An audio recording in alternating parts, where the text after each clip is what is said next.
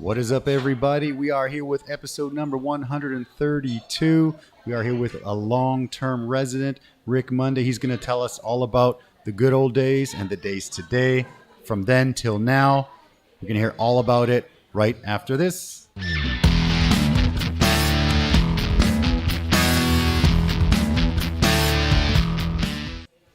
There we go, man. We're good now. How you doing, brother? All right. We're at radio station EDDY. A Tuesday night in Tianmu, Taipei, Taiwan. Well, I might keep that. So we're drinking horchatas? Is that what horchata? This is? We've got whatever you want. You can have beer. You can have horchata. Well, what is in an horchata? So horchata is sort of a rice water. There's a little bit of milk, vanilla, cinnamon, sugar. It's kind of like a traditional Mexican drink that we serve, but it goes really well with spicy food and spicy wings and stuff like that. All right. Wow. So we keep it here. You can have as much of it as you want. We will have some spicy food about to arrive in a few I minutes thought here. that I knew Mexican food, but I have never ever had an horchata before. Well, so there's always new things happening. The last time I went to Mexico, we went. Audio's good, yeah. We went at this place where one of the original horchata places, and they had horchata, of course, but they also had like strawberry and chocolate and like a million flavors of horchata. And I thought, wow, I never even would have thought to change it.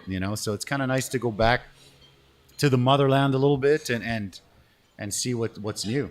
Put some bubble tea in there, and there you go. That has been suggested a few times, and I think we're going to give that a shot because I think that could be the bubble tea horchata. Then you're on TV. Then you're on TV. Then you're on the TV news. That's what you got to do, right? You got to get on the TV news. Yeah. Well, this is very impressive. This is a radio station in a restaurant. It's kind of crazy, right? With great lighting, great sound. You got a sound mix guy. I've got the man, Young Rushi, in the house. Yep. We missed him last week. We had horrible audio last week because I went outside to do a on location sort of thing. Worked out all right, but I was using these wireless Bluetooth mics. They were okay, but there's nothing like the wire. The wire's where it's at, right? Wireless is rough. So, man, long-term resident. I know we were just talking about it, but maybe you can mention it one more time. Well, I came in 1984. 1984. Okay. 2-year contract, and I was going to leave after 2 years. Yeah. And that happens in Taiwan, man. It grows on you. Yeah. But my family died. Cancer knocked out my family in the States. Yeah. Okay. So there wasn't anything to go back to, and Taiwan just kept improving. Okay. It was this country that when I arrived, it was heavily polluted. Yeah. Bad transportation, but wonderful food, very nice people, very nice, and it was safe. It's the same today. 2 a.m., 3 a.m. If you're walking home, you're not going to get jumped. You're not going to get mugged, and so that immediately jumped out at me.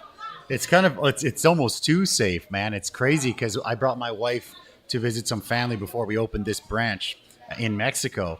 And, we were just like in the downtown area, and my wife was just kind of like walking around, with her iPhone and all her stuff.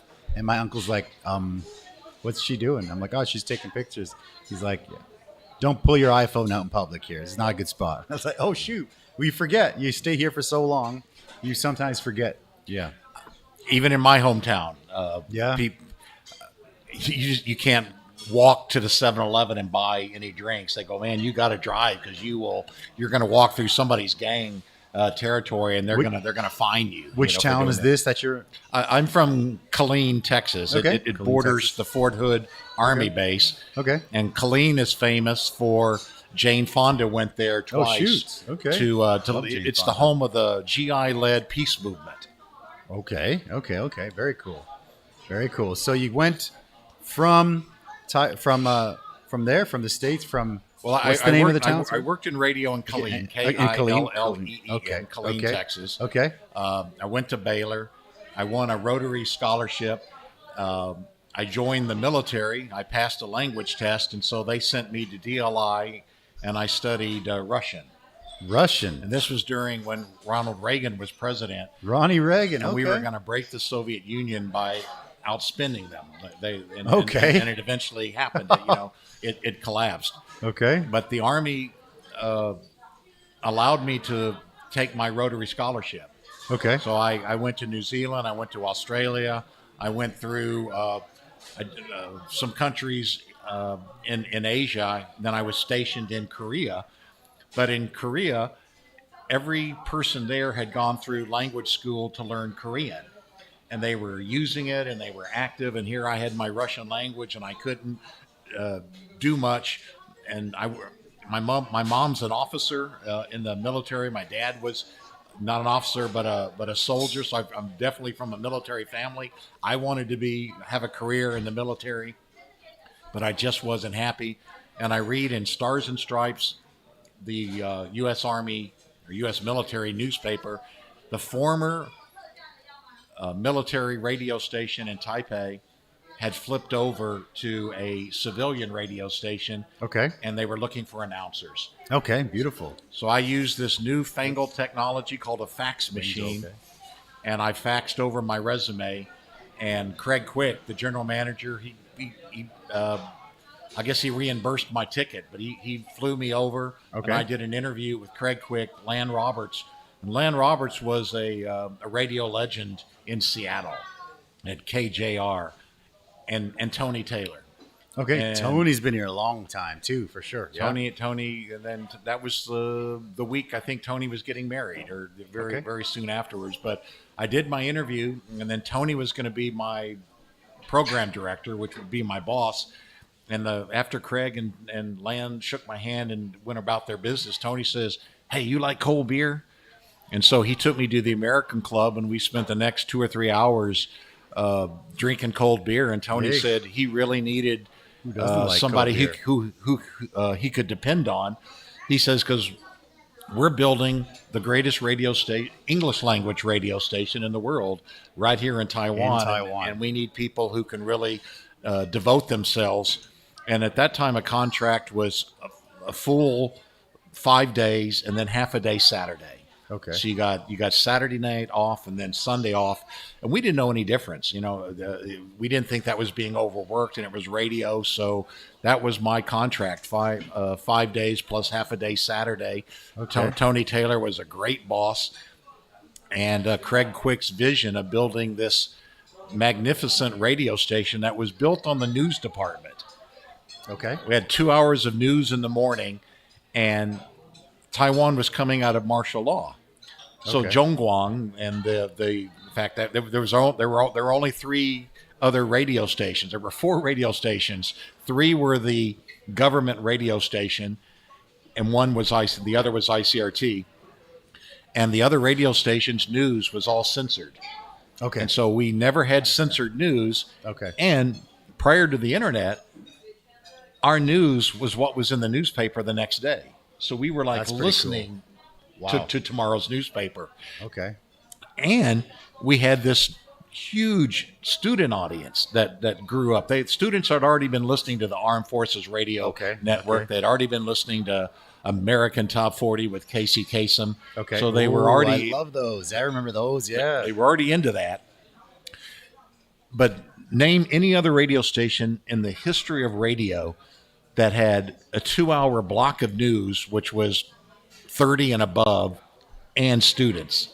It just didn't happen. Yeah, that's a tough one, man. I don't think I wouldn't say that that's possible, because the mindset of the student and the 30 and above is just so different, right? Yeah. So our slogan was real English and free English. Okay, yeah. And Zhongguang everything was recorded except their news. So their radio programs were all recorded. So when we came on live, and then we took requests. And so that was the first form of voting in Taiwan. That's really cool. So that led really cool. Now when people say, I can't believe Taiwan has 96% of all eligible voters vote in an election. Well, we saw it from the very beginning that they really, when you gave Taiwanese opportunities for freedom, they took advantage of it. Okay. And that was especially true in the year 2000 when Albert Gore won the election, but the Republicans and George Bush kind of stole it from him. That was the year that Chen Shui-bian defeated Lin Jian. So the DPP went from an outlawed, illegal political entity to being the president of Taiwan. That was the same year that Gore-Bush happened. So for Americans, we said, wow, what a transition. Okay. Wow. And so you're saying the ICRT gig was what brought you here. You had the 2-year contract, and then what year kind of was that, what you're saying? 84, 86, 87. Okay. My sister had cancer, Okay. and my mother said, Go do look, something you, fun. you seem to enjoy working there, There we go. and we certainly need the money. So if you could stay there. Okay. The first day that I worked at ICRT, I went down the hill to Zhongshan, Dunhua, to the big Graham English Center, and I started teaching English at Graham. Okay. So the first day that I was on the air, I also taught English, and I've continued doing that for 37 years. Yeah, that's fun. I love But that. it was really because my family needed two incomes for me to, because America didn't have health care. Okay. Yeah. Well, that's always the thing with my American friends. I mean, I'm Canadian, right? And the Canadian healthcare is pretty good. Yes. So I just assumed, because Canada and the U.S. are really similar in a lot of things, so I just assumed it was the same until I came to Taiwan and I made a lot of American friends. Then I heard about how crazy the healthcare system is, and it was a bit shocking. Yeah, because when I came here, I mean, you were saying that back in the day there was no healthcare here, but when I came here, since the healthcare has been amazing here. Probably better than the Canadian one, to be honest. It's cheaper, it's faster. You can go to the dentist for like $5-10, US, like anywhere. I mean, it's crazy. Even in Canada, you need to make your appointment, and it's probably like $75-80 or $100 or whatever for an appointment. But here, you're in there for like $10. It's crazy. We all get our teeth cleaned. Now they've limited it to twice a year, but still we Oh, really? we I didn't know that. at least twice a year. And then so many people say that problems start from bad teeth, the gum That makes disease, sense. the jaw disease. And so we do have a pretty darn good way of life. But at that time, the factories were here, and so the air was black. And there were dogs with mange. The Dam Shui River was black and kind of sludgy from all the pollution. Okay. And so Craig Quick, our general manager, he was a genius guy. All you needed to, I was a military guy, so I was used to sir, yes sir. Let me carry it out. Yep. Tony was the lieutenant. That was my boss, and so this Gotcha. is what we're going to do. And so we created this thing called Give a Day to Taipei. And I like it. And Craig wanted to go to the beaches and clean up. He had been in Hawaii, so he was used to pristine, clean beaches. And there was a lot of plastic on those beaches. So we organized this cleanup. And then Craig went out to the Rotary clubs and all of the other organizations to get them. And so we had thousands of people cleaning up the beaches. And then we documented it, and that was in the Guinness Book of World Records for the largest environmental cleanup, I guess 1986 or so. Wow. Now, it's not there anymore. It's since been Replaced. bypassed. Yeah, but bypassed. but Okay. just think of a radio station that was that proactive that it That's was in the amazing. Guinness Book of World Records. So ICRT also brought Tony here. That was kind of the thing that brought him here, do you think? Or yeah, Tony because I've known Tony. Tony's been coming for a long time. He's the musician. I didn't know him as the ICRT guy. I know him as the musician, right? Yeah. Tony and Craig had worked in Hawaii. Okay. And so that's when the board was looking for people to hire. Hawaii was because of the Japanese Americans and the Hawaiians. It was kind of a cultural bridge, and so they had hired other people to come to ICRT, but they quit. It was just too different. Gotcha. And again, we were up on a mountain. We were up on an old American Army base at the old Army radio station. It was cement, and we were a long ways from, Tianmu was downtown for us. So that's where we could go to eat. Okay. So, but I just, if you would ask why anybody stayed, it was because we loved the people. We loved working with each other. We listened to ICRT. I listened every morning to the news. It was a great newscast. And to tell those guys, wow, what a good job. How did you get that sound? What you're doing today is 10 times more sophisticated than what we did. We went out with a cassette recorder, recorded sound, then brought it back, and then had to enhance that sound from the cassette onto Gotcha. something else, and then put it on tape, and then to put it into a newscast. It was like a 3-step process in order to get sound. Okay, wow. At that time. That is a pro. I mean, yeah, we're lucky with technology, right? I mean, just a restaurant guy who loves listening to podcasts, and like whenever we were in the car, I'll still listen to ICRT. But yeah, when we started this, it definitely wasn't looking or sounding like this. But you just kind of like, it's a house, you know, brick by brick. You kind of get to a level where you're like, hey, this is not bad. Well, I wrote to you and volunteered because I heard the Dino Zavolta interview. Okay. You know, and so that's my pleasure to have you, man. Yeah, thank you. I appreciate that. Yeah. Dino introduced me to the verb slamming. Slamming, yeah. Got to slam them drums. Dino, I've known Dino for a long time. I remember when I had my stand in Danshui about 15 years ago. He just rolled up, and my wife kind of recognized him from all the KTV videos, you know, and the Ubai and China Blue, and everybody knows, you know, it's a big group, right? Still to this day, they're still massive. And so my wife recognized, and I said, we started to chat and became kind of, you know, pretty good friends, and we kept in touch since then. And yeah, it's a pretty cool place, Taiwan. Do you know DC Rapier? Ooh, I don't think I do. All right. I don't know. So here's the only live music was at the Plowman Inn in Shuangshijie, the old combat. Well, I guess it was the combat zone. It's where the U.S. military barracks, not too far from there. So that was kind of the bar area. Okay. But there was a live music bar.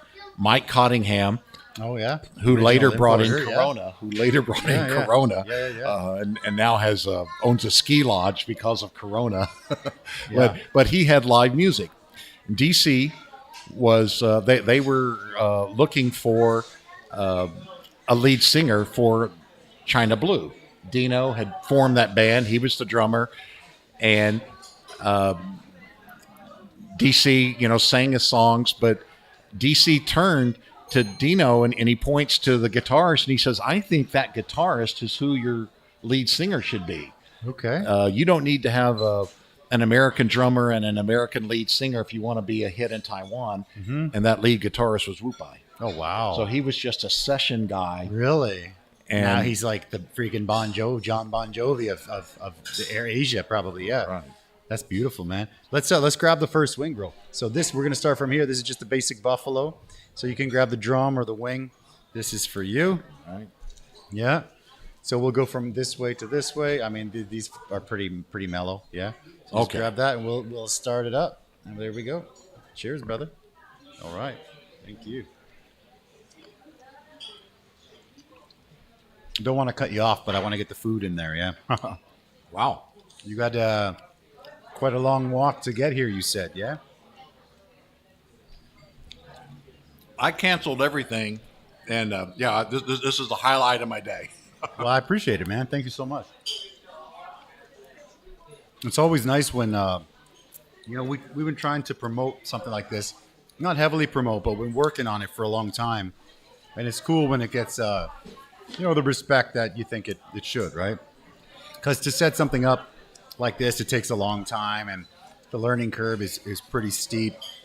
And yeah, it's been pretty cool, man. I would be the ICRT announcer who played the least amount of music. I had worked in Texas in high school and then in college, and but I had worked at community radio stations, and I knew that was a different business model. And I could see that that's what Craig and ICRT were doing, is they were creating the Give a Day to Taipei and these other lots of English events for students. And so if I were still at ICRT, you would be my guest. Okay, you know, hey we man, my pleasure. Yeah. Well, we can do this anytime, man. It's a pleasure. It's a pleasure to meet somebody who's been here for so long, knows pretty much everybody, and knows kind of the history of everything here. It's a cool thing, man. I appreciate you coming out. So ICRT allowed me, because of that, I won the only Golden Bell Award. Can you hit several number 10? Yeah. Several people were nominated. Tony Taylor was nominated. Boom, there you go, brother. Check it out. Terry Engel was nominated. He had a great show.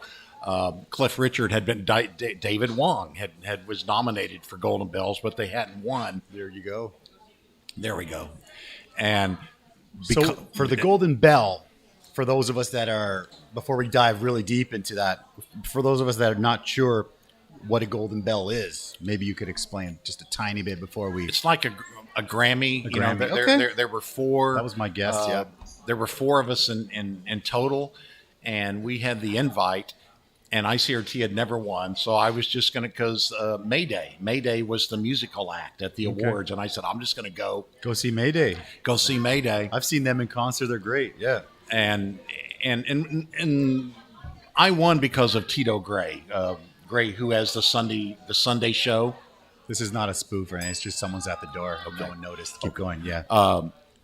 So Gray has the Asian Nation on Sunday mornings on ICRT, but he's a terrific sound engineer, and he was always for a big idea. Let's just do what we can. So I said, let's try, and because ICRT had gone through some change, we can go through what happened. Sure.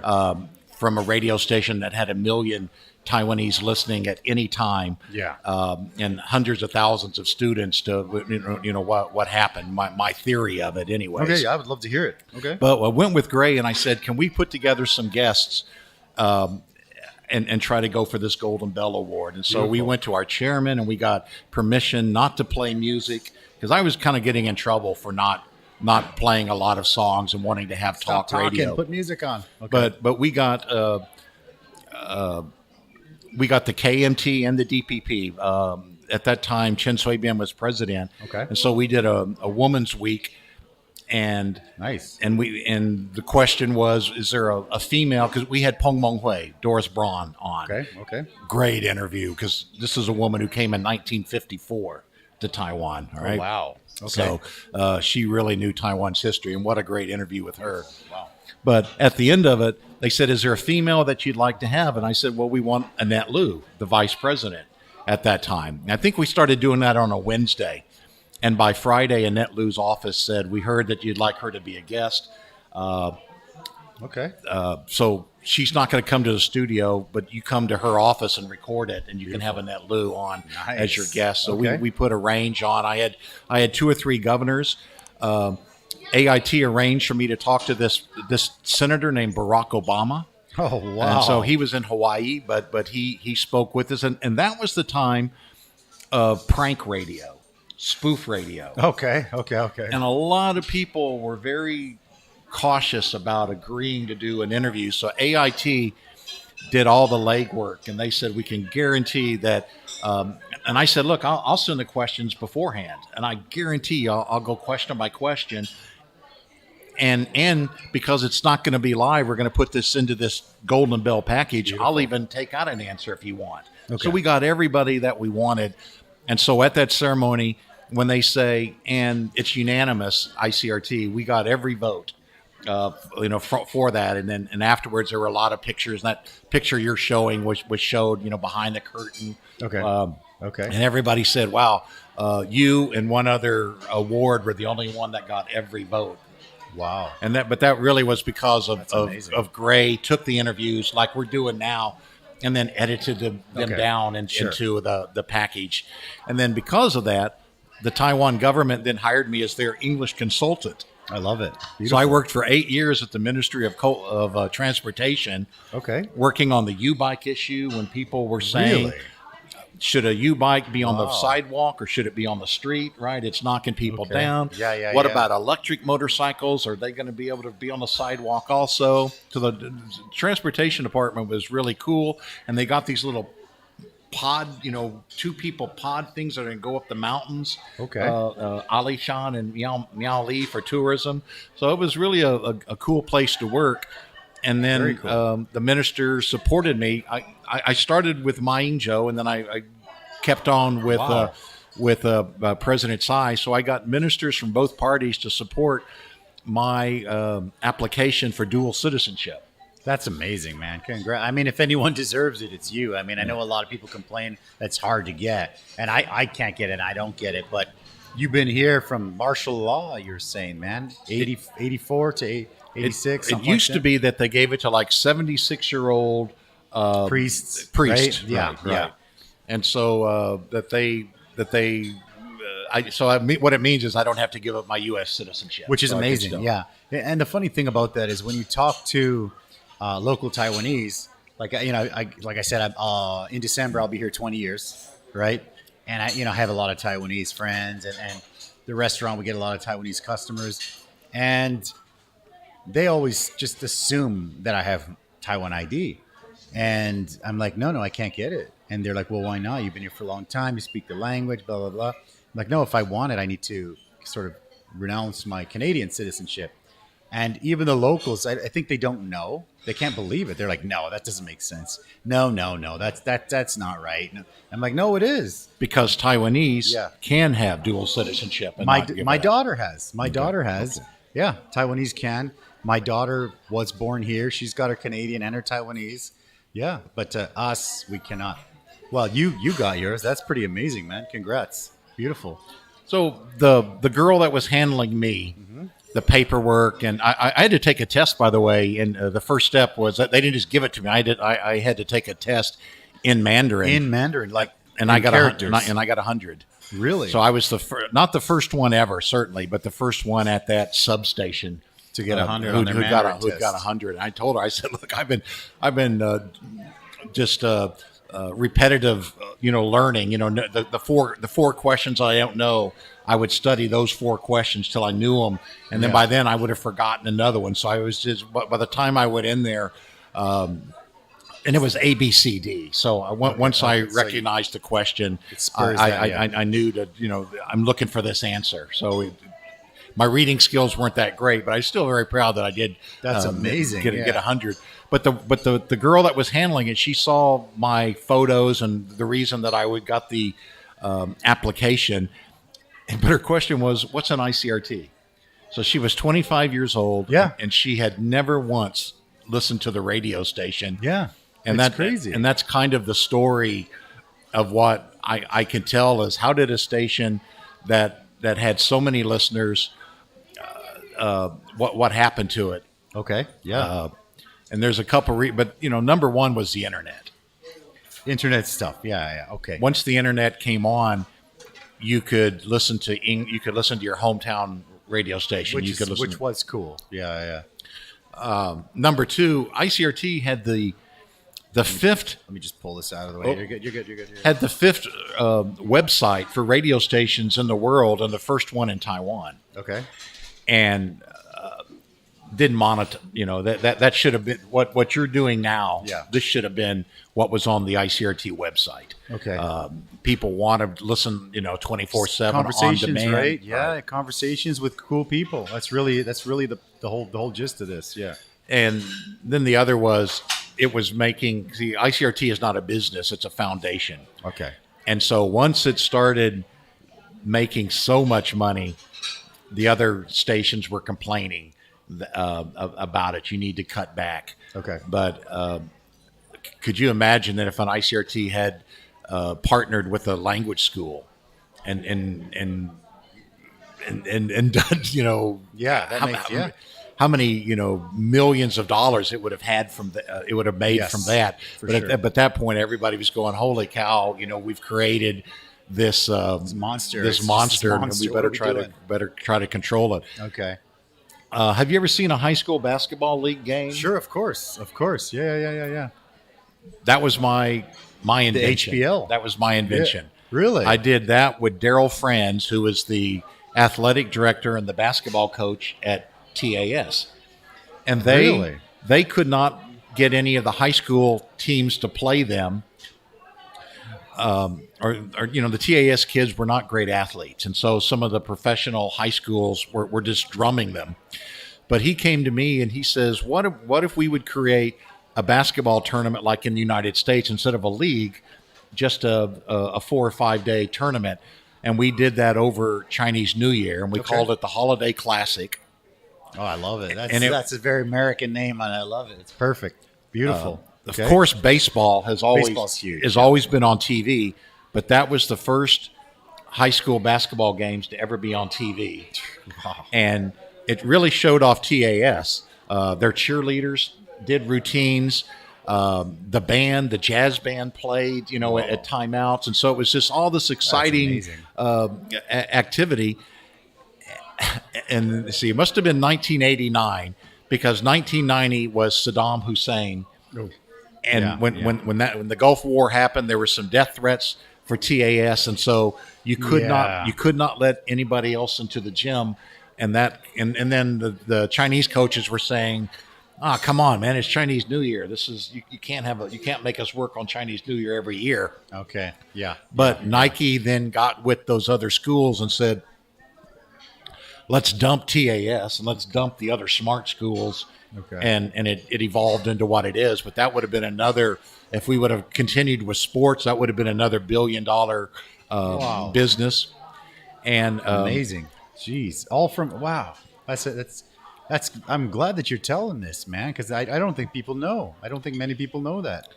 So all of a sudden at the station, I went from kind of the part-time guy doing this and that. They go, holy cow, you put us on TV. Yeah, that's pretty great, man. Wow. Unbelievable. Yeah. There was a promoter. He had the opportunity to bring over, they were already in Asia. He had a chance to bring to Taiwan 2 nights in a row, B.B. King and Ray Charles. And he was so worried. B.B. King and Ray Charles, yeah? Say what? B.B. King and Ray Charles, you know about those guys, yeah? Yeah. All right, good. Oh, they're amazing. Love it. I think it was Yu Guan. Yu Guan used to be the big promoter guy, and he was so worried that it wasn't going to sell and it was going to be a flop and he was going to lose money. So I'm going to take a sip here. Yeah, do your thing. Let's grab the next one, man. We're taking a second here. Right. Grab the next one. The next one is a Chipotle based. It's going to be a tiny bit spicier. Get whatever you want. Chipotle. Yeah, there you go. Flip it. Chipotle. Yeah. So we'll grab one of these while we're talking about B.B. King. B.B. King and Ray Charles. Unbelievable. Wow. So they were successful in bringing them here. That was the plan. That's wow. That's beautiful. Bro. Wow. Wait, wings are not bad, right? Not bad. So, like, is this the so what BB would go King with and this? Ray Charles? Enchiladas? Yeah, you could go enchilada with that. Yeah. Check it out, just for those of you guys that are checking it out. Got some images of B.B. King, Ray Charles. While we wolf this wing down real quick. Beautiful. Got a couple of comments there. Good vibes from Ikram Raza. Appreciate it, brother. Dave Silver. Hey, Dave. Hey, Big Rick. Looking good, buddy. That's from Dave. Howdy, Dave. How you doing, Dave? That's Kiwi Dave. Mm-hmm. Yeah. He's got 2 little boys that do jujitsu. Not so little. Well, they're big now. They're big boys now. Yeah. Big boys. Yeah. So, yeah, Dave comes by a lot. We missed him at the last UFC. But, yeah, he'll be here for the next one, hopefully. Thanks, guys.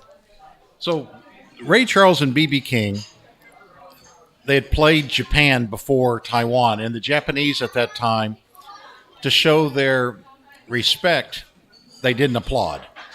It was very quiet. Okay. Really? And so we had a jazz expert, Bill Thiessen, the newsreader, but he also it was Taiwan's ICRT's longest running show and Taiwan's longest running show called Jazz Flavors. Mm-hmm. It was on for about 32 years or so. Holy crap.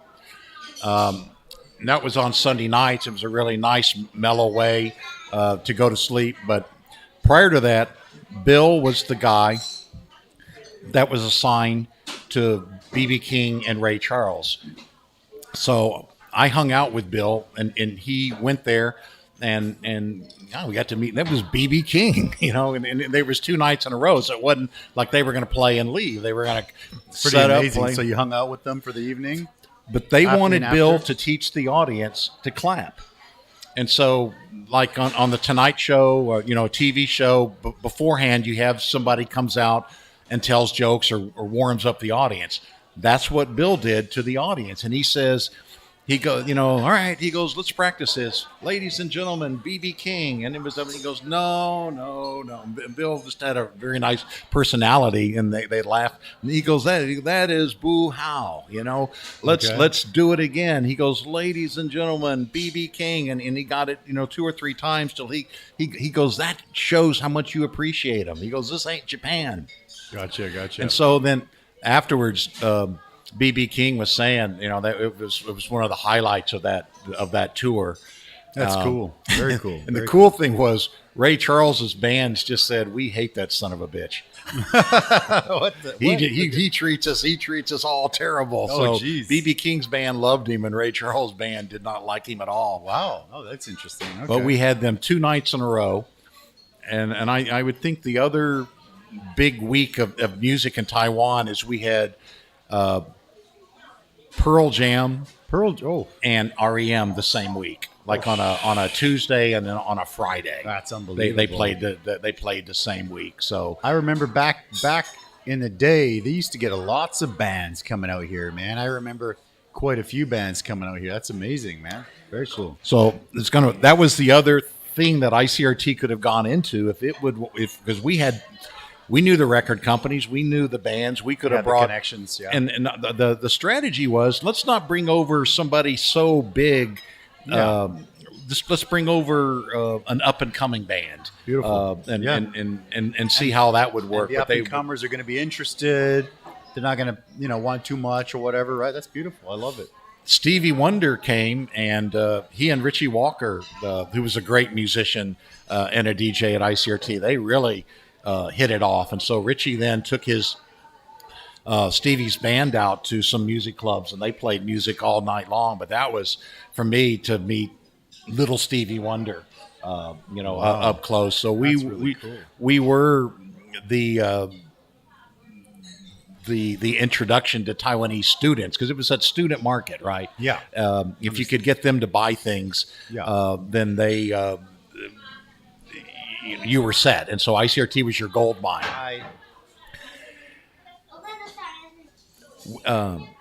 We had Arnold Schwarzenegger, not in the studio. We had Arnold Schwarzenegger. I'll be back.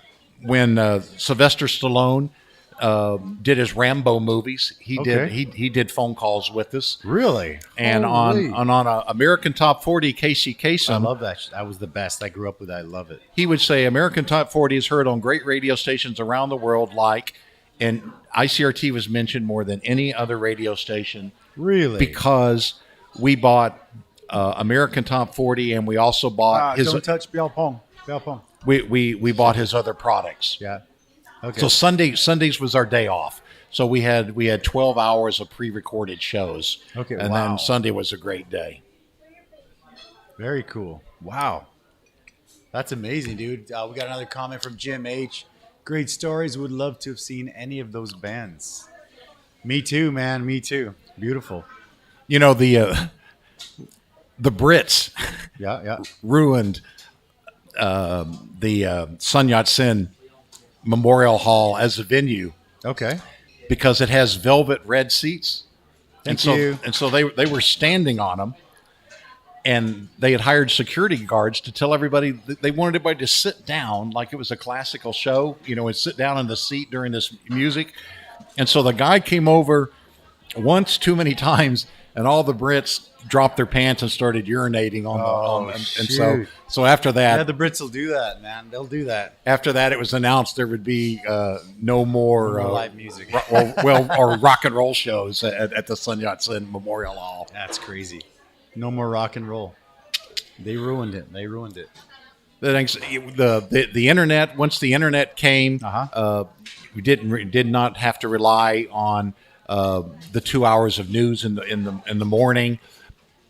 Then Fadian UFO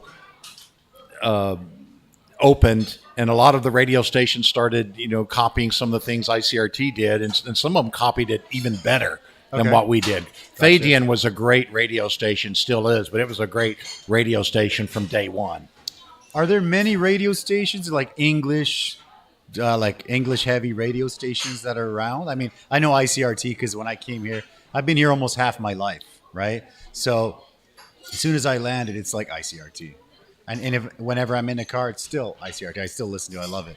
No, the only thing that you had was Doris Braun's Let's Talk English. Okay. And that was just very conservative. Gotcha. That was the thing about hers. It would be very nice, correct English, but with ICRT, it was kind of cool English. Okay.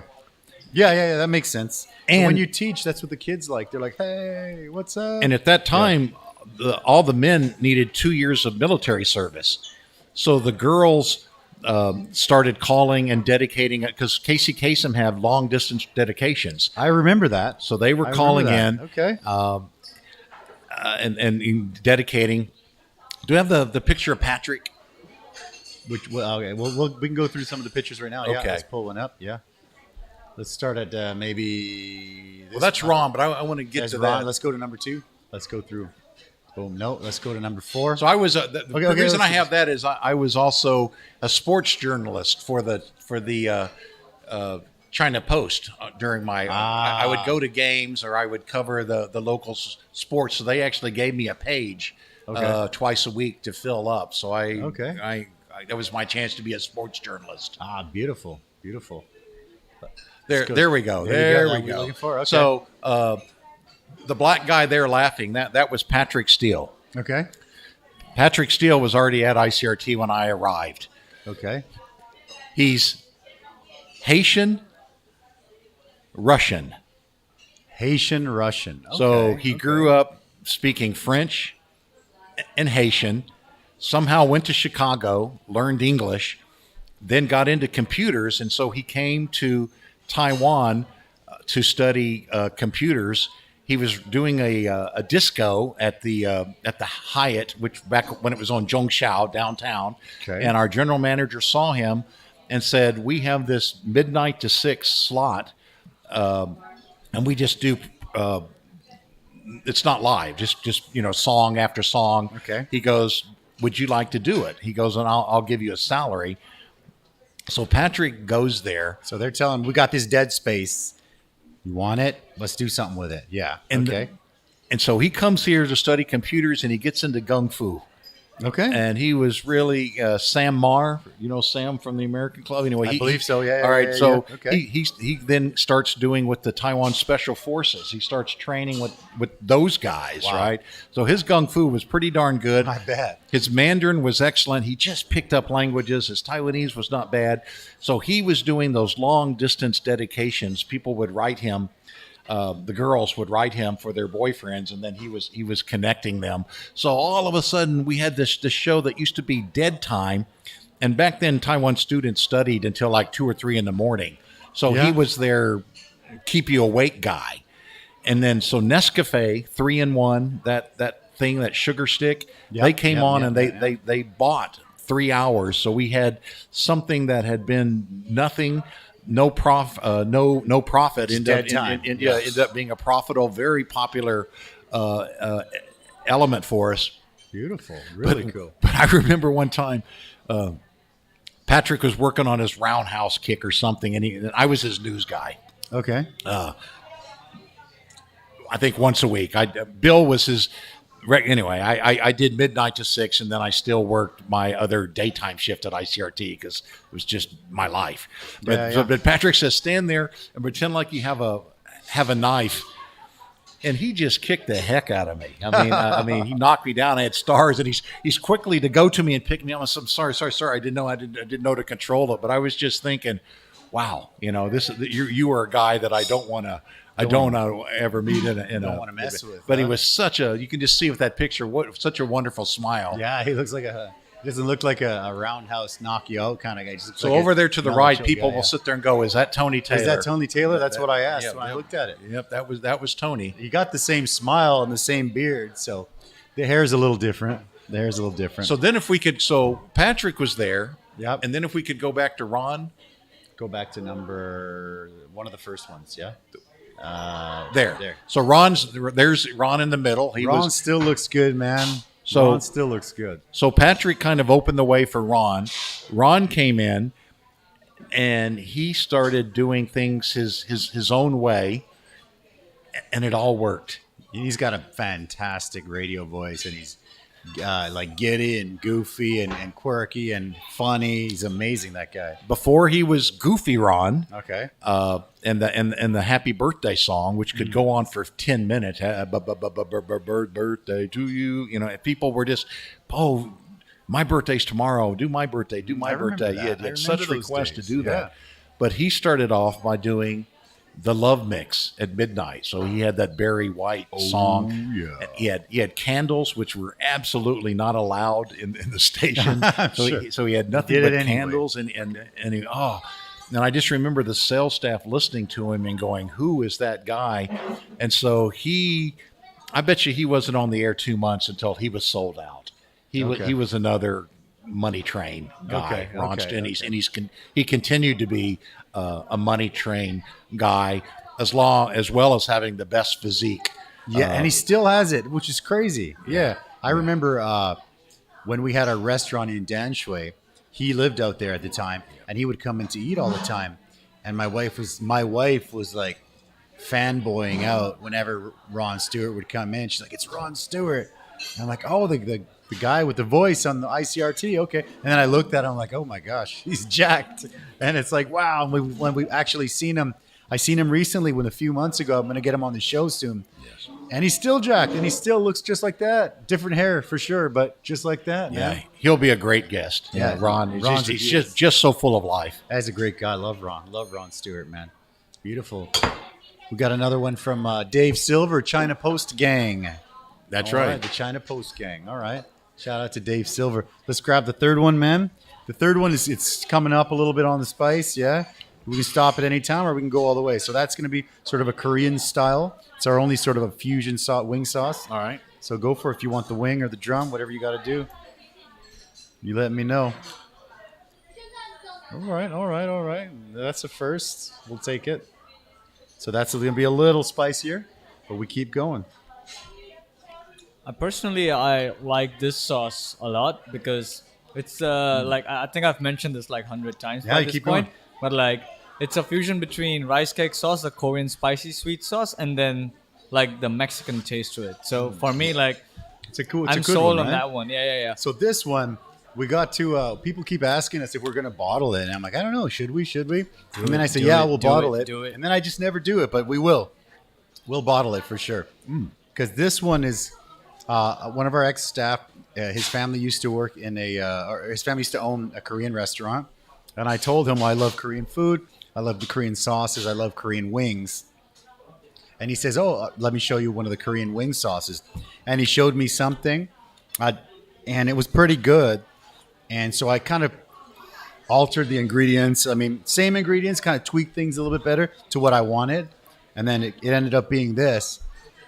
And it's been awesome, and people love it. Rick Yeah. is feeling that one. That you should feeling it? You feel it? that should be the Closer to the end? Yeah. if you have a cold. Yeah. There you go. Interesting podcast, guys. Martin, how you doing, brother? Nice to see you on there again, bro. So I think This is the OG right here, man. what you're doing and what some other guys are doing now with podcast that is right is this is 100% English, Yes. and we're speaking a little bit slower. Yeah. But really it's this is native English talking about Yeah. real topics. And when UFO opened up and our general manager got hired away to start a new English station in Hong Kong. So then we had this big void about what was going to happen. Okay. And the sales department said, there are more Taiwanese who don't understand English than there are that do speak English. We need to go bilingual. Okay. And for all of us, I don't think any of us were particularly smart, but we had common sense, and we said, if we do that, we're going to lose our niche.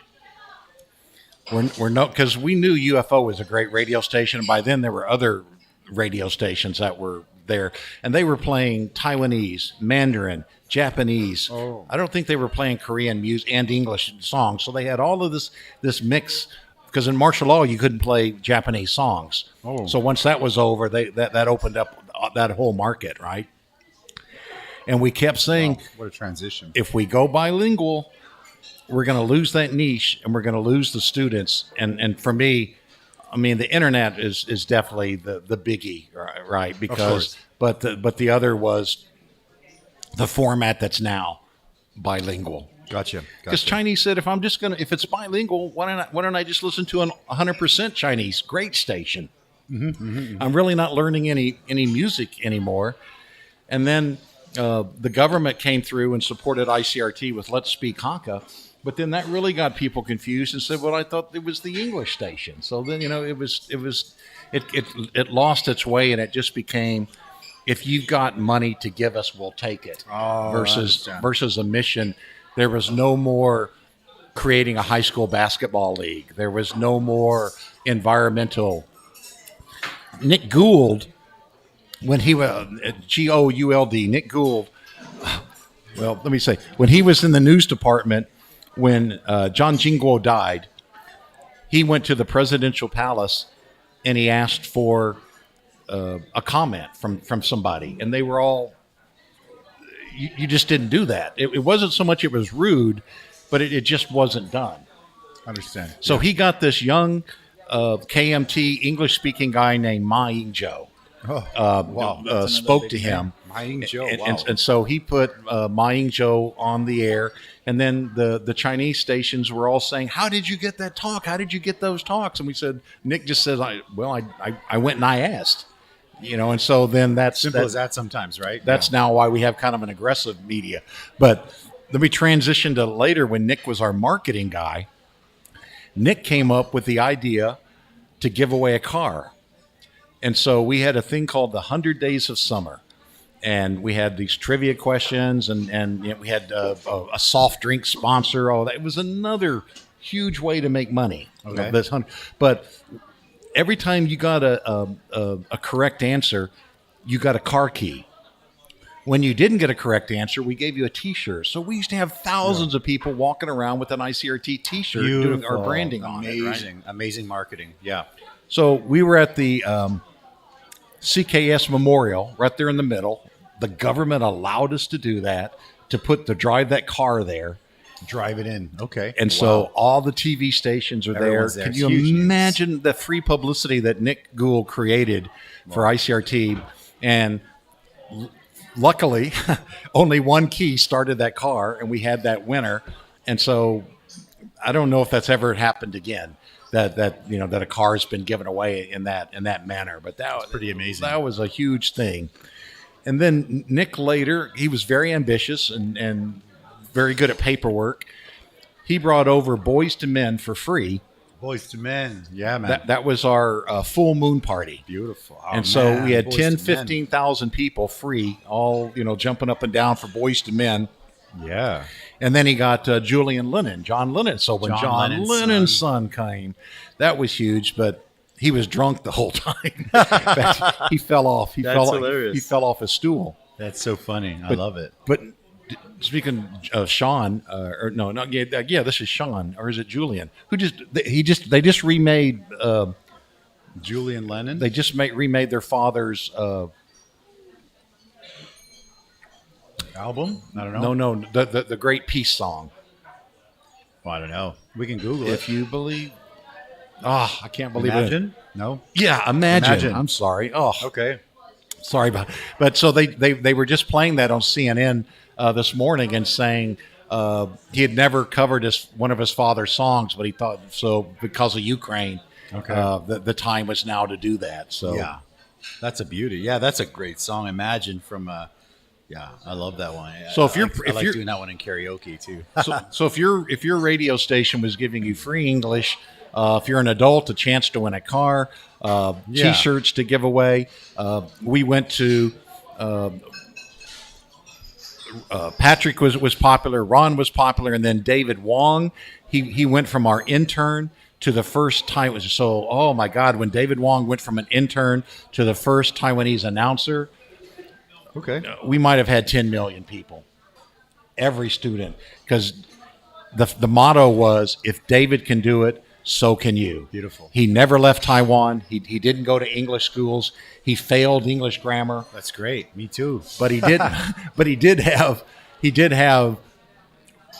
Friends like us who were his. 24. That's the way to 7. do it, right? You just talking with people. That's how you learn, right? That's how I learned my Chinese. Really, yeah. I love that. That's beautiful. I think that's the way to do it.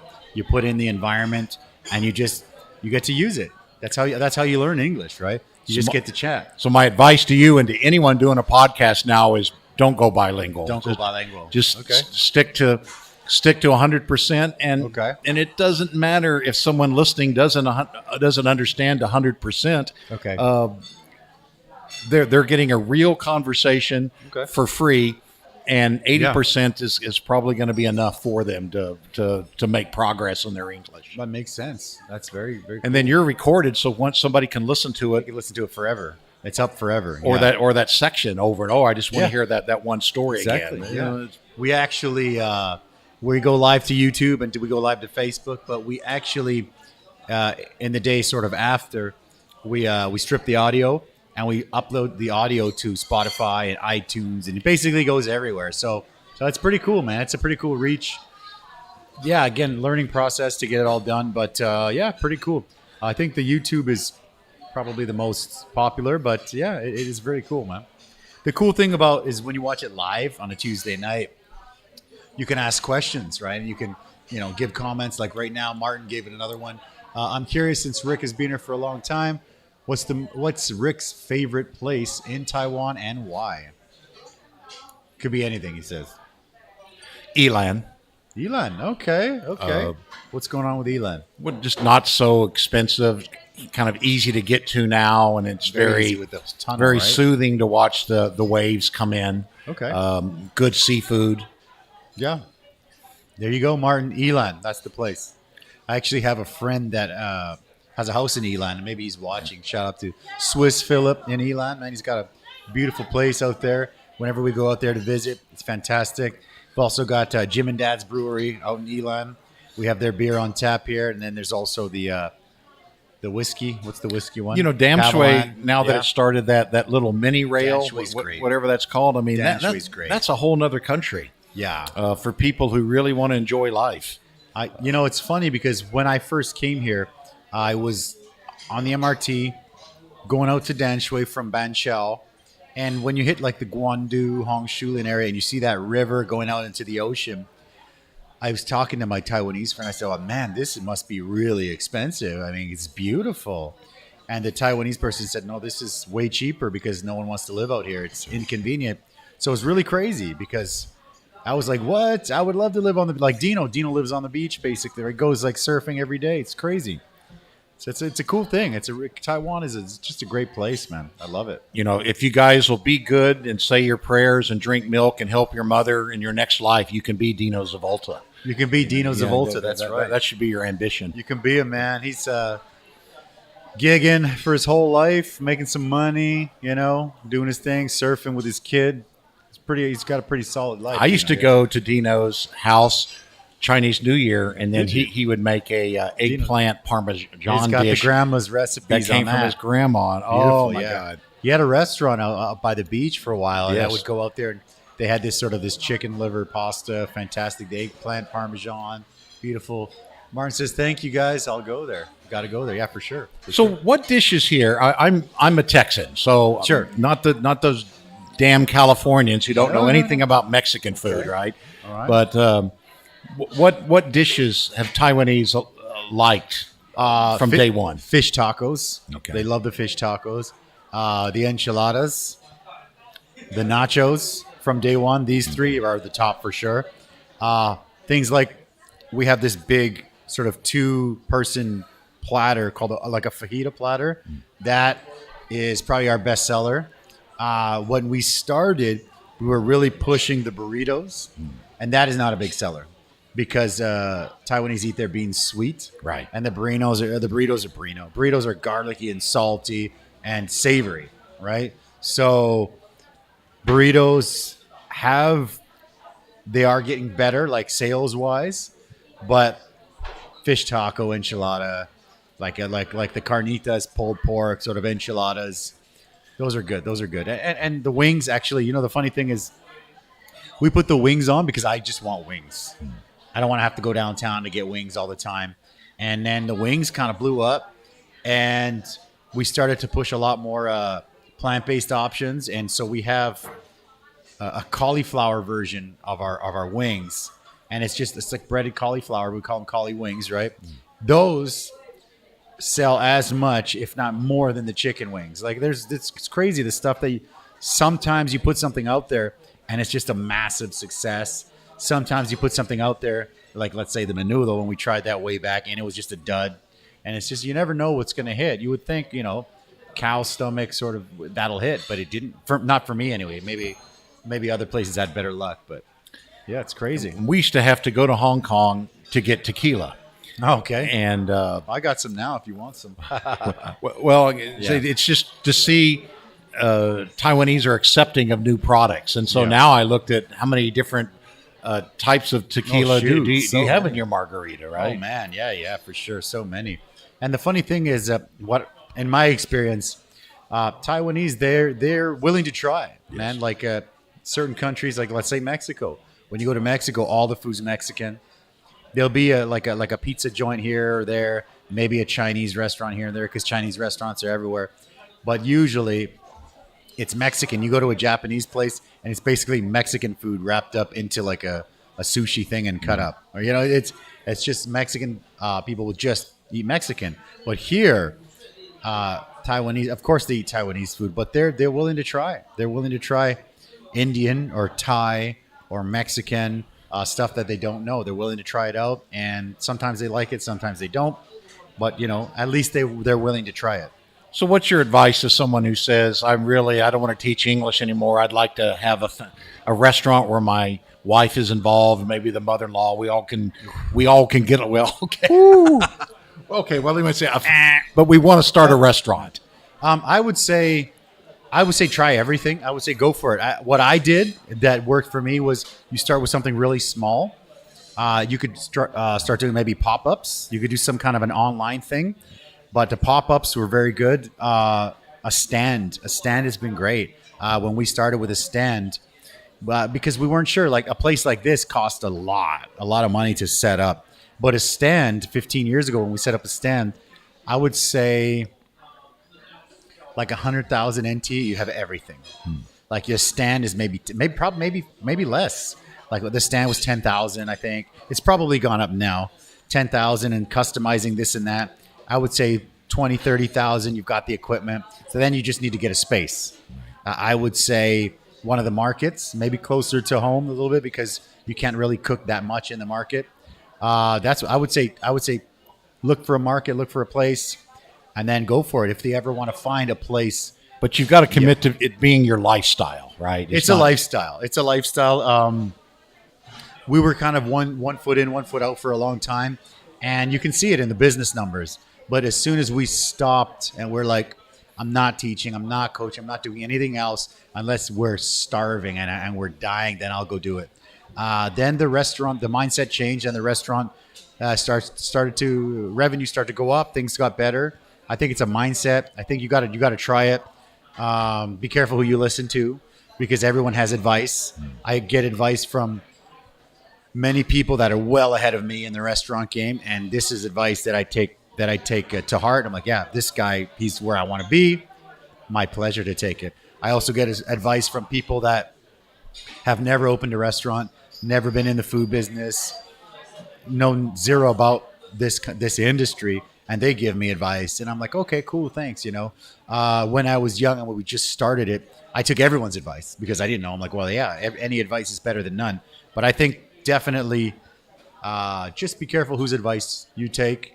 And I think most people, like myself, if you want to ask, just ask. Like you were saying earlier, just go and ask. How did you get those interviews? I just went to ask. You don't know if you don't ask. I mean, most people, especially in this business, it's a service business. Yeah, we're happy to help, for sure. So I'm going to give you two a pop quiz, okay? Let's go. All right, let's do it. There were 3 no's. 3 things that American marketers were told by their Taiwanese females. Usually you would listen to your Taiwanese female over what would work. There were 3 no's. Will not work in Taiwan, shoot. are not going to work in Taiwan. Okay. What doesn't work in Taiwan? By females to males. No, these were American consumer products. Okay, that wouldn't work in Taiwan. In 1984, 1988. I'm going to have to guess Mexican first because that's what people always tells me. No, it'll never work. They fail in Taiwan. Okay. Is that one? No? I might give whiskey a shot. Maybe whiskey doesn't work. Whiskey. Okay. Whiskey, okay. Tequila. Well, Any Mexican product? It used to be Shaoxin wine. Yeah, there wasn't any red wine. It was that Shaoxin wine. Red wine. And then the hard liquor. I think Hong Kong was number 1 and Taiwan was number 2 in consumption of it. And they had that rule, and there were a lot of weddings. You go to weddings, and they had that rule that when you open a bottle, you drank it. Okay. And so now drunk driving is sure. is, Okay. but back then anyway, there were a lot of wrecks. But number 1 was beef. Beef. Because beef, Beef wouldn't work. They couldn't afford it. It was only, like a Chinese New Year. Right. But who busted that myth? Wow. McDonald's. McDonald's. Okay. When McDonald's came in on Mingsheng or Mingchuan, the one on Dunhua. That was the first one. I don't even know. And so they hired ICRT to go and interview people, and they would speak Mandarin or Taiwanese, and we'd translate and put it on the air. Wow. But fathers would come in with ties on. They were all, going to the famous American restaurant, McDonald's. Oh, I love it. And they brought their families. Yeah, and their that's great. number 1 reason was Beef. We don't eat beef. This will fail. We want to eat one famous McDonald's hamburger before it fails. Before it fails. Wow. Fine dining. And it just and so ICRT can't. They were a huge sponsor, but we can't take any credit. Okay. McDonald's just caught McDonald's on. is a monster. It's a machine, right? Just caught on. I think I had the Swin brothers. They were the original investors in McDonald's on my show, and they were saying, grandfather brings his granddaughter, and they play on the swing sets, and they have 10 tea ice cream, and the tea is all you can drink, and then we have 4 or 5 newspapers for grandpa to read, because we're marketing to that girl. We're marketing to that. We're willing to wait 10 years for her to grow up. We want this McDonald's generation to grow up. So that's the first time that I really got Smart. very curious about these marketing plans that were going on. Long-term plan. And so then McDonald's brought Coke, and then Coke sponsored a lot of Coke and music, Coke and fun. So Coke sponsored the Taiwan Top 20. We did our version of the Casey Kasem's, right? Tony Taylor voiced it, so it sounded great. That's the first McDonald's. That's in the first McDonald's in 1984. Taiwan. Okay, is that it? Yeah. Oh, the one by Is that Ruth one? Chris. That's the first one. Right, yeah. Oh, shit! I didn't know that was the first one. And so it was Oh, nice. Okay. all the way down. These people lined up, these families, to go and have one McDonald's. Oh, wow! That's Amazing. crazy. Beautiful. Beautiful. Okay. So number 2 is a beverage, Coca-Cola. Milk tea, coffee. coffee. Oh, shoot! I would have. Oh, 我们不喝咖啡，我们喝茶。 Yeah. In all the old Chinese movies, actually, they're like, "Oh, what is this coffee?" And then they drink the tea. Okay. So that's why with Make- Patrick's show, the first coffee that we advertised was 3-in-1. 3-in-1. That sugar stick. okay. that I, But now, like, if you think about it, I've just ruined your Nescafe sponsorships. No, we're good. We're good. We're good. We're all good. Yeah. But Okay, beautiful, beautiful. And this was before Starbucks, and you could get Mr. Brown coffee in that coffee can. Okay, in the little tins, right? And they had that little light shining on it if you wanted hot coffee. Yes, at I 7-Eleven. remember those. I remember those. Yeah. Richie Walker, ICRT's Richie Walker, he opened some Kona coffee. He had Kona coffee shops, but he opened them a year before Starbucks. Okay. So he just got swallowed. That's tough. By That's a it. tough But one, yeah. but that really surprised me because people were just saying we do not drink coffee. Coffee's a Americans. weird one. Americans drink coffee, Yeah. right? I always find that Taiwanese, especially when I came here, still now somewhat, but I think Taiwanese, they love American culture, right? Yeah. Like for me, when I got here, everyone has seen me and they hear the accent and they're like, "Oh, you're American," and I'm like, "No, I'm Canadian," and they would kind of be like, "Oh," they'd be disappointed that I wasn't American, and it was crazy because it's always like Canada, all over the world, everyone's like, "Oh, Canadians, very nice, very friendly, blah blah," and here they were just like, "You're not American," it's cool, it's very cool. To be honest, I've got amazing friends here that are American as well, though. So yeah. Number 3, you're not going to know. Give us like a hint. And You got a hint? this was my contribution to Taiwan society. Okay.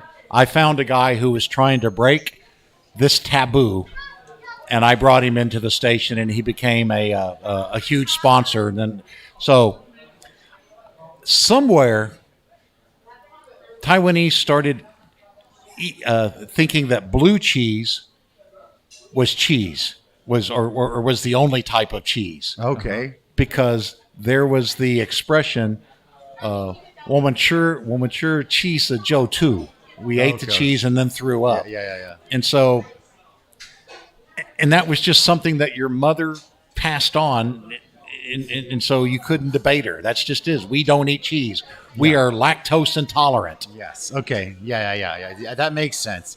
And here, the top kids' meal is a quesadilla by far. The kids are just like, whoa. I went to a Bailing Chow junior high a week or 2 weeks ago, and we did a cooking class, like a big talk about Mexico and culture and food and Well, all that that must have stuff. been fun. It was great. We brought in the tortillas, and we made, everyone handmade a bunch of tortillas, and then we were baking, and we cut them up, and we baked some. We made some chips and some salsas, and then we did quesadillas. Right? Bye, guys. Thank you. Bye. Jayo. Yeah. See ya. And the kids, I would say 12, 13, they're just like, this is amazing. And then at the end, we were out of dough, out of everything except for cheese. And there was just like a box of cheese, like our sort of Tupperware deal of cheese. And they were just like, I'm like, what? And I'm like, it's just cheese. They're just like, can I have it? I was like, yeah, of course. And all the kids just were just scarfing down mozzarella and just cheddar, just shoving it down their throats. So yeah, cheese is a tough one. I wouldn't picture that. So who broke that rule was a former Mormon missionary. Okay. And he had lived out in the countryside, and I guess he probably was asking people, what do you mean that you eat cheese and then you throw up? So I think he probably gave them some non-blue cheese and had them taste it. Some mozzarella or something, right? Yeah. And who I'm talking about is Scott Olkers, who started Domino's Pizza. This is one of the first foreign faces that I would see on TV. And he was doing all his own jingles and stuff on TV. It was amazing. Yeah. Dalame, right? Yeah. So he did those in Taiwanese, but I met him at a restaurant, and I'm from a religious background, and I was curious about someone who had been a Mormon missionary for the years. There's a lot of Mormon missionaries here, man. I met some amazing people. Yeah. And he told me about the Domino's Pizza. So Okay. I invited him because I didn't have any authority to bring in a sponsor. Okay. But I invited him to meet our general manager, Craig Quick. Okay. And son of a gun, if Craig Quick within 20 or 30 minutes says, He's a sponsor. let's do the Domino Pizza guarantee, and we're gonna tie it in with a song. I love this. This is a great story. That's amazing. So he only had a central kitchen. He didn't have these different stores, but he was the first one to put the oven on the back of a motorcycle, so that central kitchen, excuse me, would put that pizza, deliver it, and I believe it was an hour. In the States, it's 30 minutes or it's free. Yeah. But I think because they had to go so far that it was like an hour. Yeah, it's gotta be. It's gotta be. To be delivered. Yeah. But then we tied that into order a song. We took the verb request to order a song. So while you're from waiting ICRT. for your pizza, you order a song. And no radio station had ever had a request line before. Amazing. And so they took it as our guarantee that the song that they requested would be played. And actually, when people would request a song, we wrote every song down because that became the Taiwan Top 20. Okay. Because you might have the Taiwan Top 20 with the Carpenters. It's still a very conservative, country back then. Air Supply. Lobo was huge here. Thanks, guys. Bye-bye. So, you. so I brought him in, and he became a good sponsor. But let me ask again. What do you think is the most? This is my opinion, but what's the most requested song ever on ICRT? On ICRT. So I'm going to be guessing it's going to be some kind of 80s, 70s-ish, right?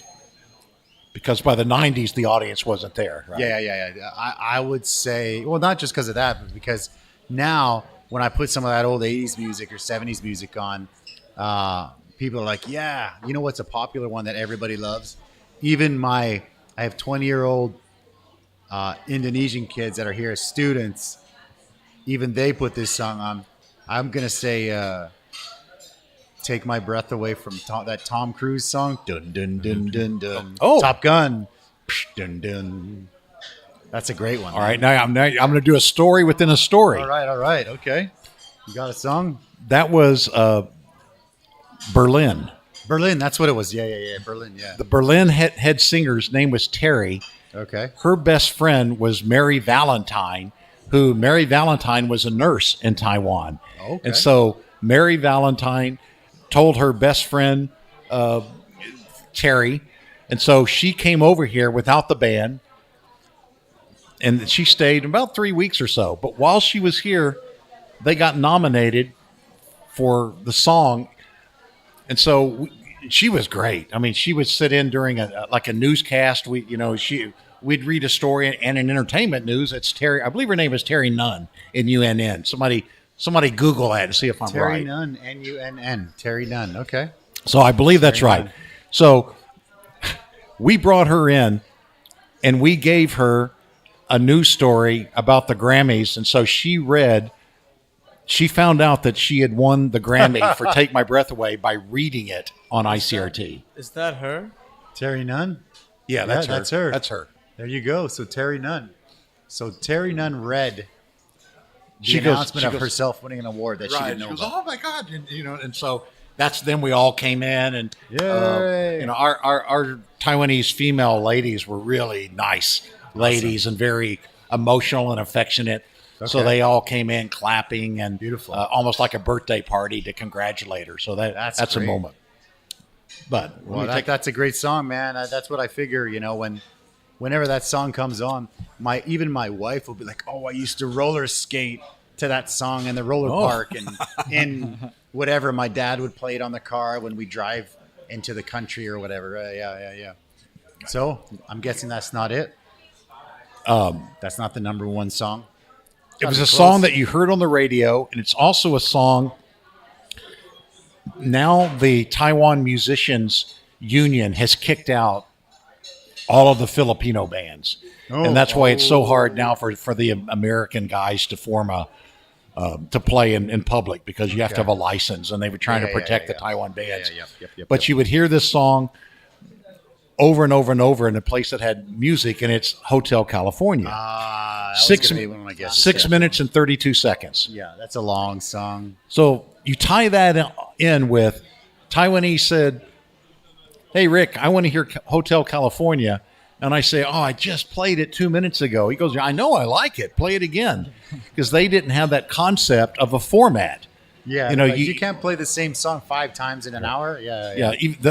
Even in something like Heavy Rotation, Yeah. the most popular song, only once every 3 hours. Yeah. Okay. And so they were mad and writing That's so letters and funny. everything else. And Rick I Monday bought my lied to us. pizza. Yeah. Rick Monday, you liar. You lied to us about That's crazy. Want to keep going? One higher, two higher? This is a ghost. that. Yes. A little bit of a ghost pepper. Keep going, man. Now, Let's if it's too hot, then I can. we'll give them more horchata, of course. Yeah. Let me see. All right, let's say this: muchacha, Or horchata. horchata, Horchata. Buana, can we get 2 more horchatas? Thanks, man. All right. We can wait for the horchata. Or you want to dive in on that, and we keep going. You want the drum or the wing? What do you want to Go do? ahead. I'll take what. I'll take this. I'll take the Now this top is going to guy. be hotter. It might be it'll be similar. The last one's really hot. Okay. So that's, if you want to do it, we go.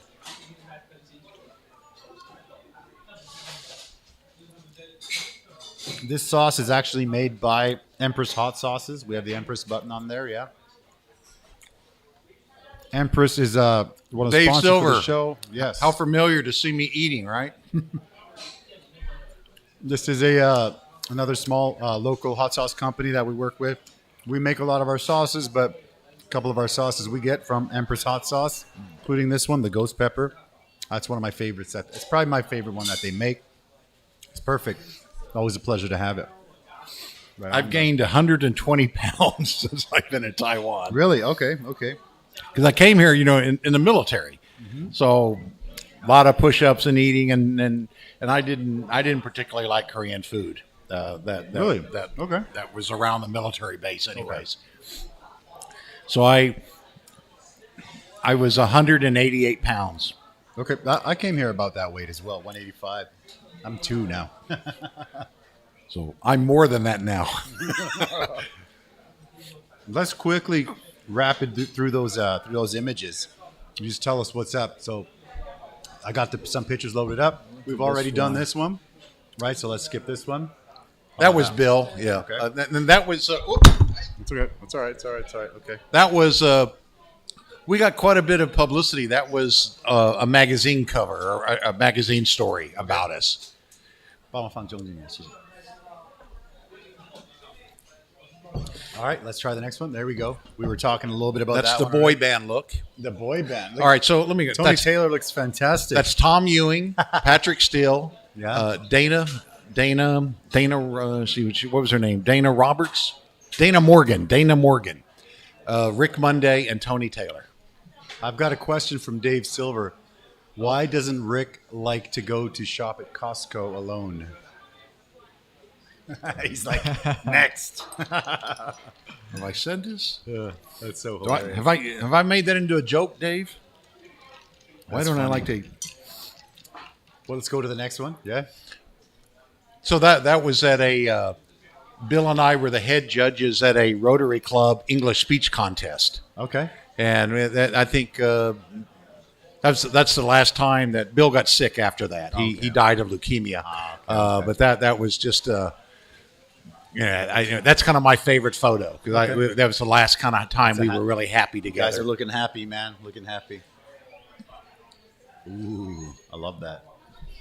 That's a great one. It's all right. That would have been from 85, 86. That's Dana Morgan, and she was kind of like what we're doing here. We were recording. That was not live. Yeah.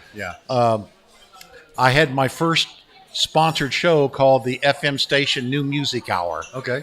And look, everything is on disc. I love the hair. Yeah. Hers and yours. Beautiful. But that's a very modern station. No, Yeah. that's beautiful. Yeah, I can see the mixer. That mixer looks fantastic. Yeah. Beautiful.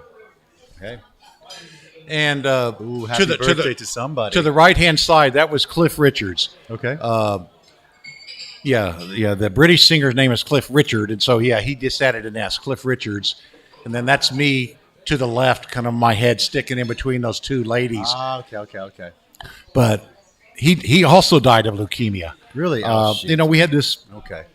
that huge electrical tower behind the station, and we don't know if that's why Oh, so many jeez. people got sick or not. Okay. Wow. But that's awful. But Cliff was top-notch radio guy.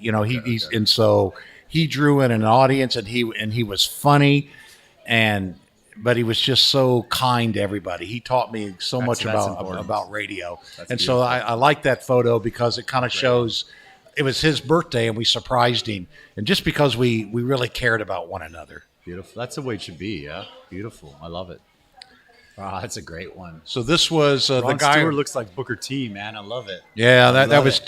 That was Ron's, his big black hippie, San man. Francisco look. So that was Tim Gibson. He's on the right hand. This was his wedding party. Okay. So that's me, and then that's Mark Rogers. Okay. And Mark Rogers, every show he began with the Beatles song for his whole time at ICRT. That was his distinctive. His which song, sorry? A Beatles song. A Beatles song. Every Nice. one of his shows began with the Beatles song. Can't And then go in the wrong middle there. was Lan Roberts. Lan Roberts is the biggest name that ICRT ever had. You can look him up. He was huge at KJR, and he worked at WLS, which was one of the big radio stations in the United States. Yep. And so when I met him, he said, it was Craig Quick, Lan Robert, and Tony Taylor. And that's afterwards Tony said, hey, you like cold beer? Let's go to the American Club. Tony, yeah. But so Tony said, he goes, is there anything about that would keep you from signing on? I really need somebody like you who'll work with me and help me build the station. And I said, the only thing that I can think of is, of all the names that guy could have called himself, why did he name himself Lan Roberts when there's already the great Lan Roberts? And so for the first of 1,000 times that I worked with Tony, he said, you big Texas dummy. That was the Lan Roberts. And I was just thinking, my God, I'm going to get to work with Lan Roberts. And so I told, I wrote to, Wow.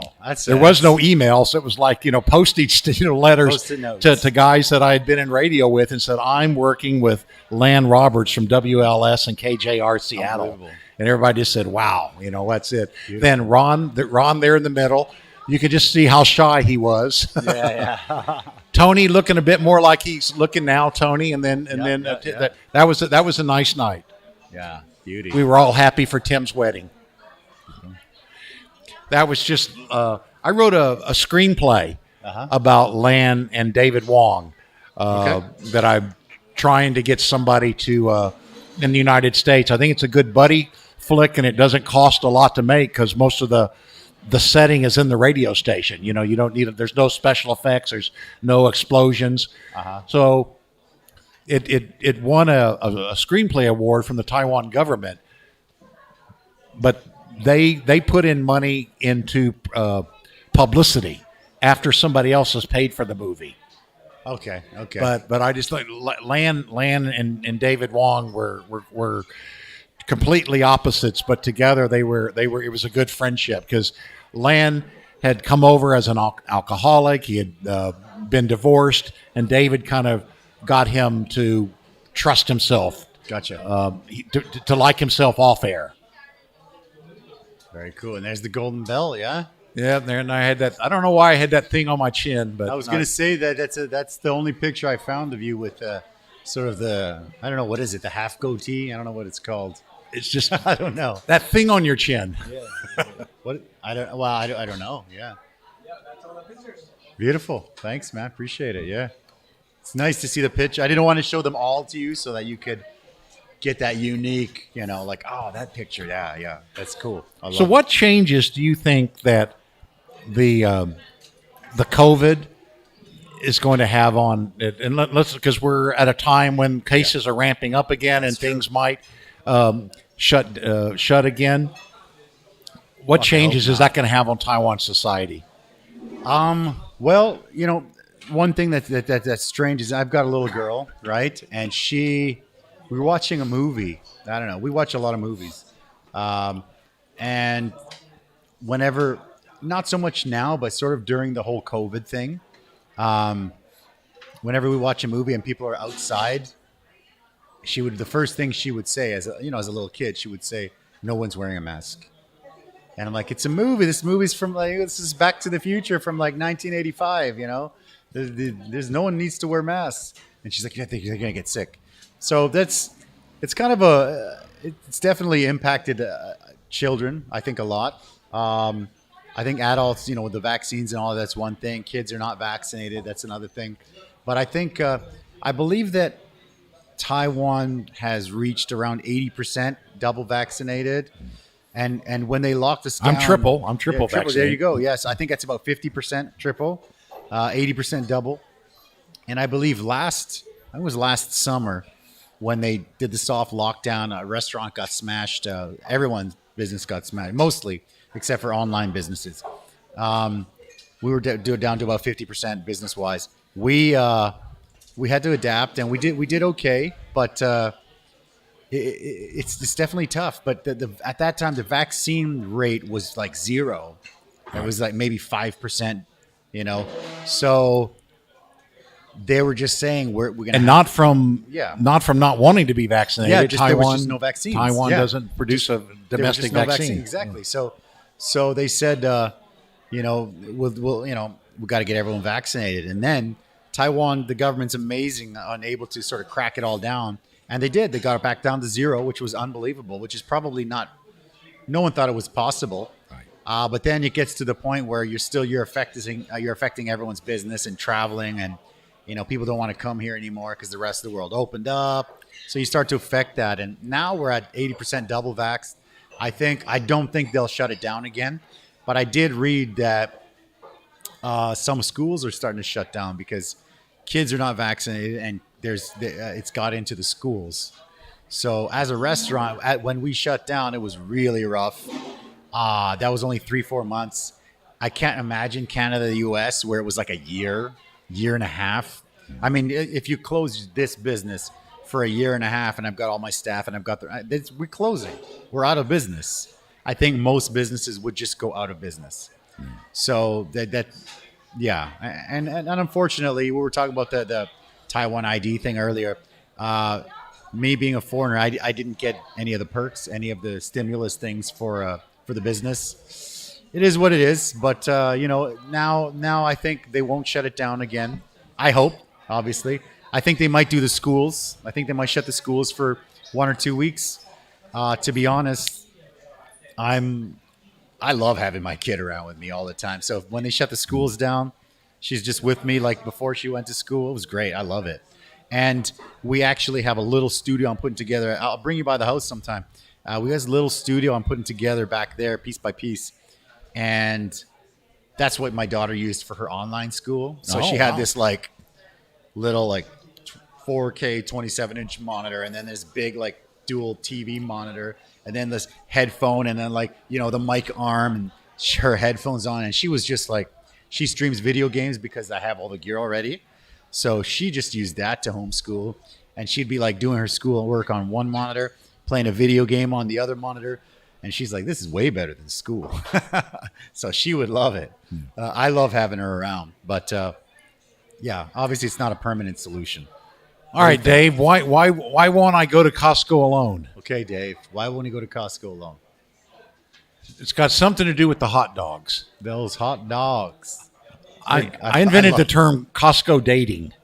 Costco dating, okay. Where a young guy can walk around, because it's different, right? They have all those different food products. You can sample things. I've been there and I've looked at those lineups, and I'm like, what the heck could be at the front of the line to make me want to line up for like a half an hour? And then at the end, you can have a pizza or a hot dog, or they've got good food. Yeah. I think that this round of COVID is going to be good for parents that are paying for English education. Okay. And that they're going to realize that they're paying way too much for a school name. I've substituted 30 different schools over the years, and looked at different books and et cetera, et cetera. And I'm not saying that the books aren't good, but if you can get an online teacher and your kid can be at home, and that teacher will produce a lesson plan personalized for your kid, I think that's much better value for your parent.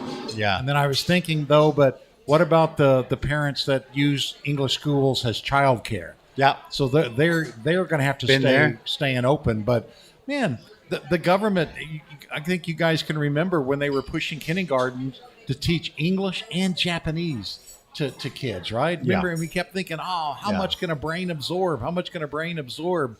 And then the government came, I said English level was much higher when I came. Yeah, that's crazy. And then it dropped as people didn't have Americans to practice with. And then the government shifted over about your English is good if you can do grammar. So it went away from writing and from speaking into doing grammar exercises. Yeah. And I had one grammar class my entire education, and it was an elective. I chose that grammar class. Okay. So you can live in a foreign country and never have a grammar class. And it just, I don't know what the correlation is between grammar and being fluent in English. It's great. I just cut you off really quick. I don't know if you want food for dine-in or for to-go or whatever for after, because we've been talking. They'll close the kitchen soon. If no, it's cool. We just keep going. Yeah, okay. If you want anything else, let me know. If not, we just keep going. Yeah? Okay, good. No, that's cool. Okay. Yeah, because sometimes we do the podcast and then we ended up like a little bit later and then the person's like, oh, let me order dinner and the kitchen's gone already. Okay, cool. All right, good. Yes, I agree. So when I did the kindergarten and stuff, yeah, I heard that the language was definitely was better before. But yeah, man, I think, there's a lot of mom and pop schools that are doing a personalized job. But I think some of the chain schools, because first of all, they make the parents buy that book, right? And so that's a big investment. They're getting a cut on the book. Yeah, and I've seen some of the bills, $17,000 for 3 months. I know what you mean. If you pay an English teacher $1,000 an hour, you're not going to be paying that much money. Yeah. And you get bye guys, thank you. You just have to have a kid that wants to be there, because if he doesn't want to be there, it doesn't matter what don't, it is. Don't torture him. Yeah, right? That's don't true. Torture him. And moms, get off your cell phone. Oh my goodness, when you're talking, it goes right into his mic, and you disrupt the class. Yeah. I remember this summer I did an online class, an online camp for a school. And it was funny because, they got their phone and stuff and the kids, they're learning and we're singing songs and stuff. But you can kind of see like the mom kind of like hiding out of the camera and just like poking and you know this. Hey, you know this. And it's just like, geez. I'm like, hey, mom, just relax. He's doing fine. Take it easy. Yeah. Like a 5-year-old, I don't have children. Yeah.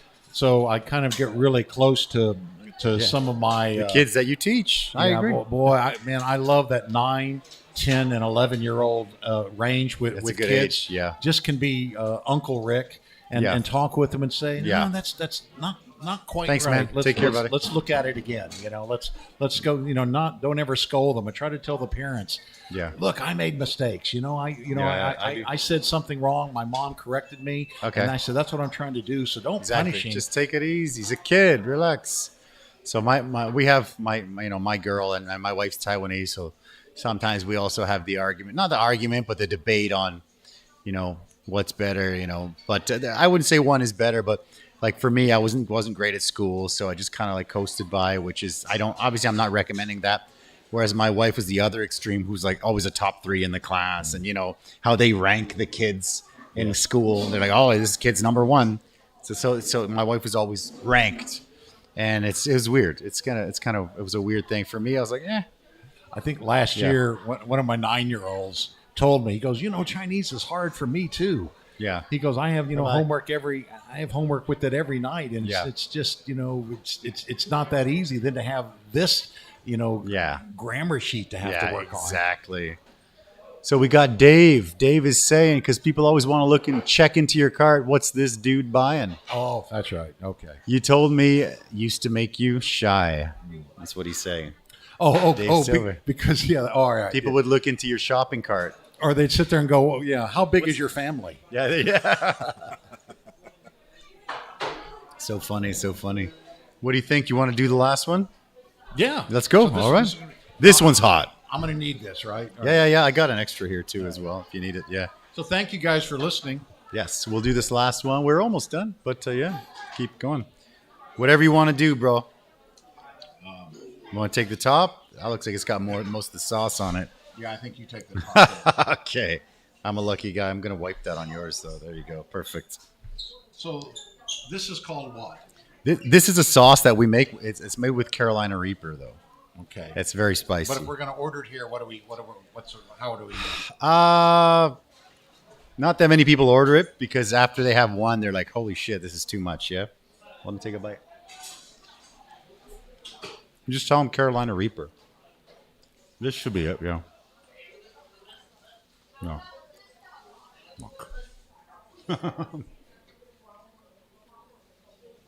You wolfed it down. You're good, bro. Okay. This one got Stevie G, I believe, right? Oh, yeah. This is the one. Yeah. He was dripping, man. It is making my eyes water. Yeah, just, hey, don't touch your eyes. I always mention that, yeah. Has anyone ever had any of those ways to test their eyes in the process? Yeah. Some people will touch their eyes and they kind of freak out. When we were making the sauce, usually I wash these chilies, but I had one of my guys do it, and usually we'll wear gloves, and he didn't wear gloves, and so his arms were like on fire, and I'm like, oh shit, dude, you're supposed to wear gloves. Yeah, it's crazy. People have said milk, soak your arms in milk.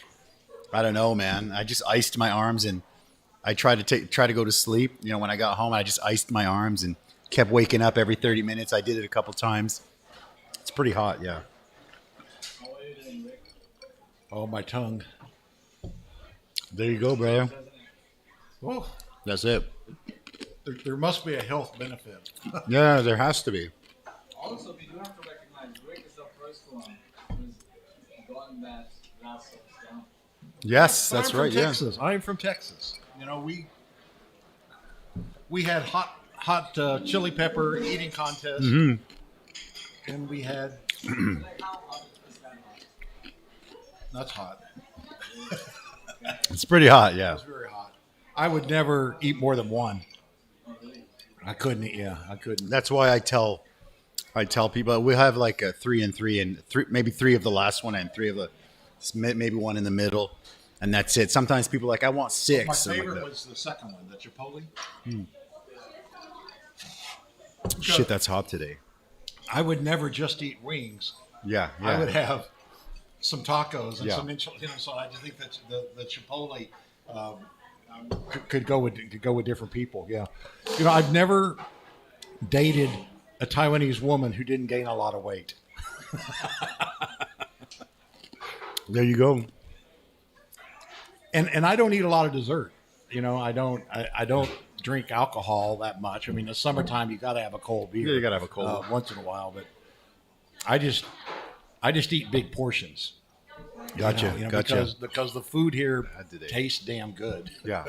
and I said I came from the Army, and so the Army is not a great cuisine, you know. And so when I came to Taiwan, it was just wow. Speaking of that, the last topic we had was Taiwan will become a military fortress. What is that? Oh, I didn't understand what that was. I think Don't touch your eyes, though. when I came, I still had some active duty that I had to do while I was in Taiwan, and so I was privy to some discussions that about China attacking Taiwan, even back then, right? Okay. That's how long this issue has gone on. A long time. And it was, at that time, the rumor was, I certainly never saw them, but that Yangmingshan had nuclear warheads, and other places around Taiwan had nuclear warheads. We've always had the submarine capability. Australia, you know, would be involved. And so the message was given to China, Deng Xiaoping at that time, you can either grow rich or you can be destroyed. Our missiles will take out Shanghai, and then, you know, you guys' economies collapse. So why not just live in peace? And so then some people say, well, then they became rich, but they invested all their profits into modernizing their weapons, right? But the joke kind of now is, what's the safest place on the planet? Oh, shoot, I don't know. Hsinchu TMC parking lot. Okay. The whole world is not going to let those chip factories be hit. So there are, again, rumors that there's, anti-aircraft, weaponry, there. But I think in the future, let's just face it, the U.S. is letting Ukrainians be slaughtered. We're not doing enough. And this has got to feel like what World War I, what World War II was, where America sat by, and then finally it was, Pearl Harbor brought us into World War II. But I think this general that's there now, he's going to use chemical weapons, and I think at that point, then that's it. There's going to be, some retaliation. And if China's thinking of that, if they would try to put those ships, you could say, they could just keep coming, 10,000 ships coming towards Taiwan, but not if you sink the first 2 or 3. How are they going to keep coming if you do that? And so we have B-52 bombers in Guam that could do the heavy damage. Nuclear submarines that are there that can fire, and now Japan is committed to the defense also of Taiwan, because if Taiwan were to fall, then they're next, right? Well, the 20-mile zone, they'd be cut off from their oil. So it's hot today, dude. I just made a new sauce, and it's, oh my gosh, it's crazy. Okay, so I think that they're looking at the Russians, and you're thinking, the Indians defeated the Chinese, the Vietnamese. Wouldn't it be something if the Vietnamese joined allies with the Americans also at that time? Yeah. I mean, you could say it never happened, but just what a crazy world. Yeah. It is at that time. But Taiwan matters to the world, and I think that the world would not allow. We hope so. We hope. In Ukraine.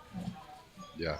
And it's just, that's a sad situation. I feel ashamed when I go online and I check sports scores. Yeah. And think I should be doing, but boy, you watch CNN, and after a while it's just so depressing. It is very depressing. Yeah. I mean, for myself, at home, we don't really have cable. We don't have cable. We have YouTube, and sometimes we watch some Netflix movies. I don't really watch the news. Like I said earlier, big UFC fan, so I'll put on like my UFC news, and that's what I watch. And I'm kind of like not ignorant, but I don't know what's going on. I obviously I know the war. That's massive. I mean that's awful. But I mean, there's always the news. More often than not, it's bad news. And I'm like, that sucks. But me watching the news is just gonna make me feel like shit and feel depressed. And I got a pretty good life, got a pretty good family, and business is all right. Things are pretty good. So I don't know. Just trying to be a happy guy. It's tough. Yeah, I don't know if it's a big loss of face if you leave Taiwan alone. It's not. Those goals are self-imposed that we're going to bring back Taiwan to the motherland. But if you don't. Yeah, I think it's a loss of face for those guys. It might be. I don't know. That's always the problem.